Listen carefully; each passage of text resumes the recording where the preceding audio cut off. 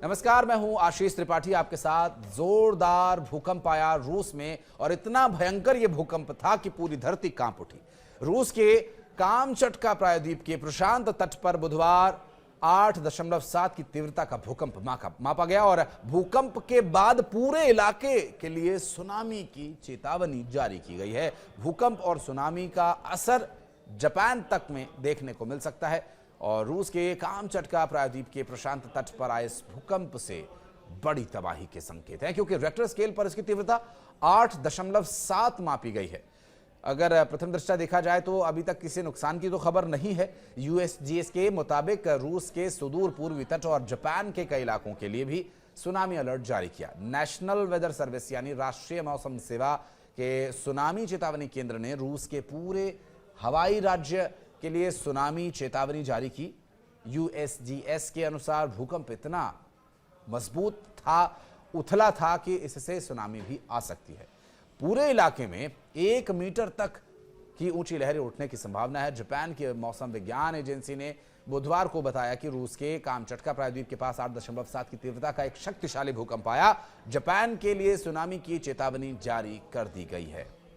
Agencies के मुताबिक भूकंप स्थानीय समय अनुसार बुधवार सुबह 8:25 पर, भारतीय समय अनुसार मंगलवार करीब 11:25 पर रात के समय आया और इसकी प्राथमिक अगर जानकारी की बात करें तो तीव्रता जो थी शुरुआत में वो 8.7 थी। एजेंसी ने जापान के प्रशांत तट पर 1 मीटर तक की सुनामी की चेतावनी जारी की।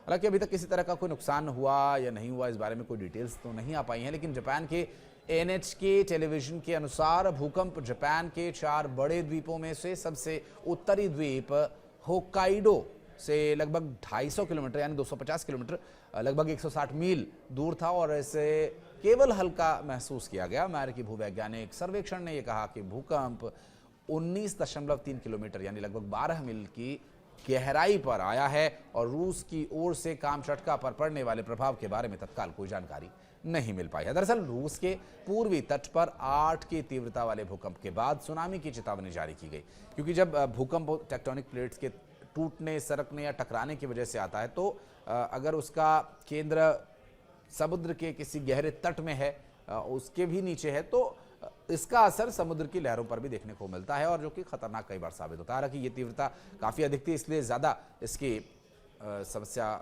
बन सकती है, इसलिए भी इस पर जानकारी देना जरूरी है। संयुक्त राज्य भूवैज्ञानिक सर्वेक्षण ने मंगलवार को बताया कि भूकंप रूस के कामचात्की से 136 किलोमीटर दूर ईस्ट में आया और जापान के मौसम विभाग की तरफ से इसके संबंध में जो जानकारी दी गई उसकी यदि बात करें तो वहाँ पर चूँकि पहले से ही ये भूकंप का प्रभावित क्षेत्र है और ऐसे में जापान में अच्छी खासी तीव्रता के भूकंप आते रहते हैं, वहाँ पर जो घर बनाए जाते हैं या जो वहाँ की व्यवस्था है वो इस तरह से बनाई जाती है कि ठीक ठाक तीव्रता वाले भूकंप को भी वो झेल सके। जापान के मौसम विज्ञान एजेंसी ने देश के लिए सुनामी संबंधी चेतावनी जरूर जारी की, जिसमें 1 मीटर तक ऊंची लहरें उठने की चेतावनी दी गई है। प्रशांत सुनामी चेतावनी केंद्र ने हवाई राज्य के लिए तत्काल सुनामी चेतावनी जारी की है। हवाई काउंटी सिविल डिफेंस एजेंसी ने सोशल मीडिया पोस्ट में कहा कि भूकंप इतना शक्तिशाली हो सकता है कि हवाई में विनाशकारी लहरें उठ सकती हैं। अमेरिकी भूवैज्ञान सर्वेक्षण के अनुसार भूकंप उथला था और केवल 19 किलोमीटर गहराई में था। सतह के कंपन और सुनामी के आने का खतरा ऐसे में बढ़ जाता है।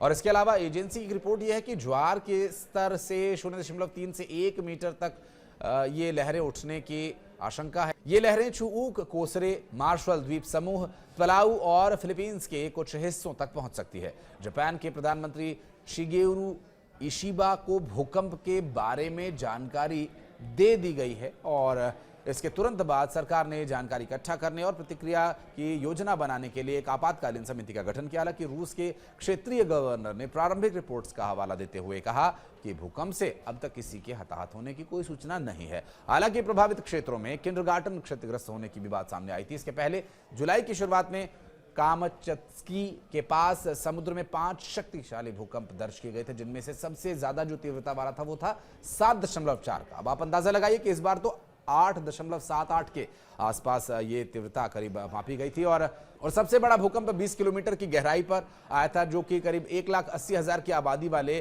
पेट्रोपाव्लोव्स्क कामचत्स्की शहर से 144 किलोमीटर पूर्व में आया था। 4 नवंबर 1952 को कामचत्स्की में 9 तीव्रता के भूकंप का नुकसान हुआ था। हालांकि हवाई में 9.1 मीटर ऊंची लहरें उठने के बावजूद सब सुरक्षित थे, ये एक अच्छी बात है। तो तैयारियां तो रहती हैं, क्योंकि तटीय क्षेत्र हैं तो काफ़ी हद तक तैयारियां रखनी पड़ती हैं और इन तैयारियों से काफ़ी मदद मिलती है लोगों की जान बचाने में, क्योंकि लोग तैयार हैं तो ये जो स्थिति है उससे वो निपटने के लिए प्रशासनिक स्तर पर भी प्रयास करते हैं और ख़ुद भी लोग अपने अपने स्तर पर तैयारी करके रखते हैं।